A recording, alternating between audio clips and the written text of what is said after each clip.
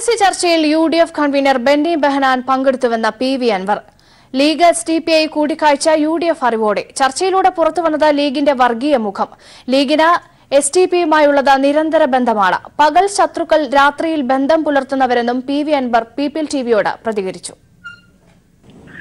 തെളിവുകൾ UDF മുൻകൂട്ടി തീരുമാനിച്ച പ്രകാരം തന്നെയാണ് അവിടെ ചർച്ച നടന്നിട്ടുള്ളത്. UDF കൺവീനർ ബെന്നി ബെഹനാൻ വഴിയിൽ വാഹന തടസ്സമുണ്ടായി എത്താൻ വൈകിയതാണ്.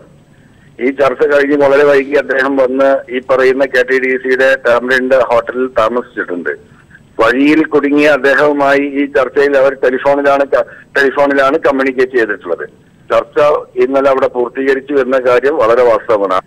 ഇപ്പൊ ഫൈസി പറയുന്നത് രണ്ട് രാഷ്ട്രീയ പാർട്ടികൾ തമ്മിൽ സംസാരിച്ചാൽ അതിലെന്താണ് തെറ്റ് എന്നാണ് ചോദ്യം. SDPI ഏറ്റവും വലിയ വർഗീയ കക്ഷിയാണ് എന്ന് പറഞ്ഞത് മുസ്ലിം ലീഗും പലപ്പോഴും പല ഘട്ടത്തിലും പറഞ്ഞിട്ടുള്ളതാണ്. അത് പറയുകയും ആളുകളുടെ മുമ്പിൽ ആ രീതിയിൽ കാണിക്കുകയും ഞങ്ങൾ അവർക്ക് എതിരാണെന്ന് പറയുകയും രാത്രിയിൽ അവരോടൊപ്പം ഇരുന്ന് ഭക്ഷണം കഴിക്കുകയും വോട്ട് മറിക്കാനുള്ള രാഷ്ട്രീയ തന്ത്രം രൂപീകരിക്കുകയും അവരുടെ സ്ഥാനാർത്ഥി SDPI സ്ഥാനാർത്ഥിയെ പ്രഖ്യാപിച്ചിട്ടുണ്ട് പൊന്നാനിയിൽ.